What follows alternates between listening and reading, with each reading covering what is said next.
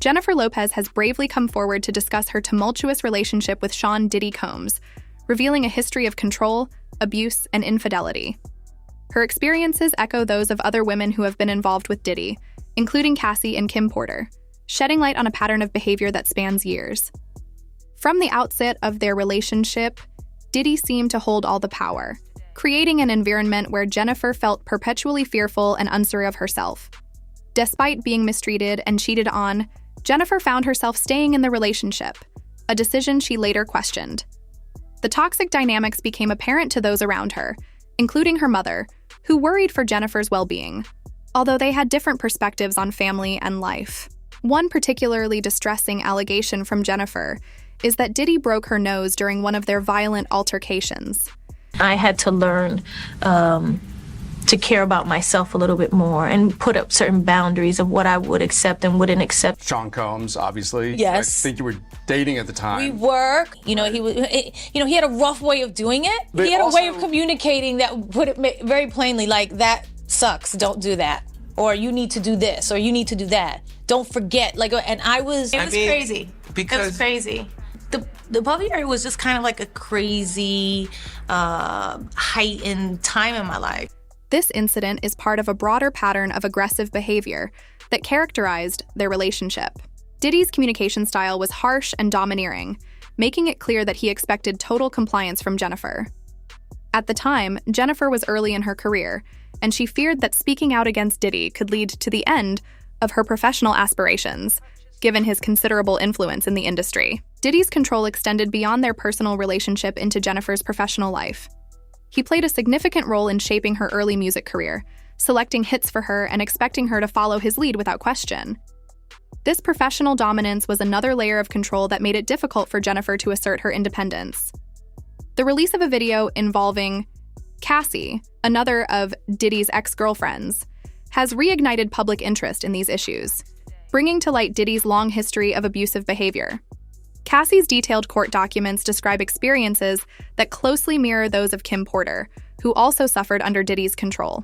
I didn't know Cassie, but I knew somebody who was going through the same thing she was going through, and that was Kim Porter. People ask me, and they send me clips. Cassie, I guess, is an affidavit to the courts, of what she experienced. It was the same thing Kim was going through. Cassie's book is Kim's book. I knew Kim Porter before I knew Puff. Is it true that Diddy broke her nose? Bust her nose, man. Anytime a man would go out his way to wiretap someone's phone or put taps in their homes just to monitor their conversation, that's a sign of insanity. When I would see how he would blow her phone up all day long, I was like, I'm so confused. And I said to her, what's up with this Cassie chick? Do you hate her or what? And she was like, no. What do you mean? And she finally looks at me, she goes, I feel sorry for her. I said, why? And she looks at me and she goes, no, man, better her than me. And I didn't understand what that meant until I read the lawsuit. This consistency across different testimonies points to a deeply entrenched pattern of abusive behavior. We go through what every other couple goes through, being angry at each other very much. What y'all shooting today? What's the last scene, Sister? Oh, what? Ain't no kissing going on, right? Yeah, he has a problem with stuff like that. Ain't no kissing going on. It feels like his tongue. Nah. I think it's silly. Jennifer's account is further supported by the testimony of individuals like Little Rod, who recalls an incident where Jennifer carried a gun into a club for Diddy. He would demand Cassie to carry his firearm in her purse just to make her uncomfortable and demonstrate how dangerous he is. I mean, the lawsuit settled in one day, so what you said had some merit to it, because he was like, cut it off. Because as we know, even though Rod has nothing to do with Cassie or even J-Lo, which this was 20 years ago, right? 1999. So they're not really connected, but they have similar instances because he said specifically, Little Rod said this, he shared that J-Lo at the time carried the gun into the club for him and passed him the gun after he got in an altercation with another individual. So the same thing that's in Cassie's lawsuit is also in Little Rod's lawsuit. And I'm pretty sure Cassie and Little Rod didn't have a conversation. This detail aligns with the narratives in Cassie's lawsuit, suggesting a consistent modus operandi in Diddy's relationships.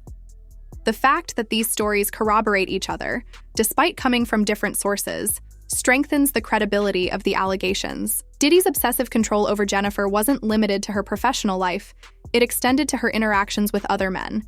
He would react with intense jealousy and anger if other men even looked at her, leading to public outbursts and confrontations. This possessiveness was a recurring theme in Diddy's relationships, affecting all the women involved with him and creating a pervasive atmosphere of fear and control. Numerous witnesses have described seeing Diddy act violently towards women. Security guards and others who have worked closely with him recount instances of Diddy grabbing and hitting Kim Porter, among other violent actions. These accounts paint a picture of a man who uses his power and influence to control and abuse those around him, maintaining a facade of charm and success while engaging in deeply troubling behavior. Jennifer Lopez's relationship with Diddy was marked, not only by physical violence, but also by psychological manipulation. Diddy would constantly monitor her movements, calling her incessantly and displaying aggressive behavior if she didn't comply with his demands. This created a fearful and oppressive environment for Jennifer, who felt she had no choice but to comply. Despite the serious nature of these allegations, Diddy has often managed to avoid full accountability, partly due to his significant influence and power. Instances of him shutting down security systems to cover up his actions demonstrate the lengths he would go to protect his image and maintain control over the narrative. The tragic story of Kim Porter further highlights Diddy's history of violence and control over women. Kim reportedly experienced similar abuse, and her untimely death has led to speculation and further scrutiny of Diddy's behavior. Kim's death, combined with the testimonies of Jennifer Lopez, Cassie, and others, paints a disturbing picture of a man who repeatedly abuses his power to control and harm women. Jennifer Lopez's decision to speak out against Diddy is a powerful addition to the voices calling for accountability. Her experiences, combined with those of Cassie, Kim Porter, and other women, create a compelling narrative of a man who has consistently engaged in abusive behavior. The public reaction to these revelations has been mixed, with some defending Diddy and others condemning him. This divide in public opinion highlights the complexity of the issue and the varying perspectives on abuse and power dynamics.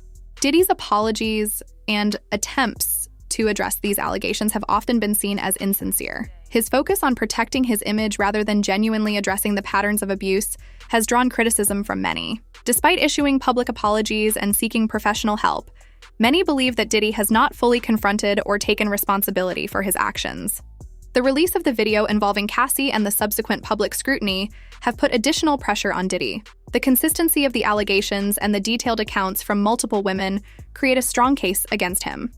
As more stories come to light, there is hope that this will lead to broader awareness of the impact of abuse and the importance of supporting survivors.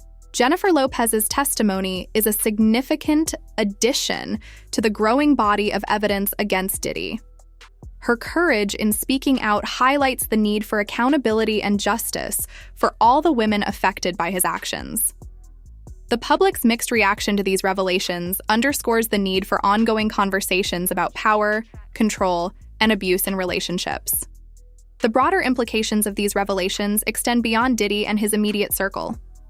They raise important questions about how society deals with allegations of abuse and the role of powerful individuals in perpetuating cycles of violence and control. Jennifer Lopez's story, along with those of other women, serves as a call to action for greater accountability and support for survivors of abuse. As more people come forward with their stories, the hope is that this will lead to a deeper understanding of the dynamics of abusive relationships and the need for systemic changes to protect and support victims. The courage of Jennifer Lopez and others in speaking out against Diddy is a powerful reminder of the importance of listening to and believing survivors, and the need for justice and accountability in cases of abuse. In conclusion, Jennifer Lopez's account of her relationship with Diddy adds to the growing body of evidence against him.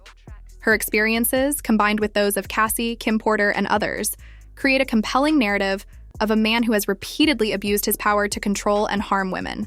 The public's reaction to these revelations highlights the complexity of the issue and the need for ongoing conversations about abuse, power, and accountability.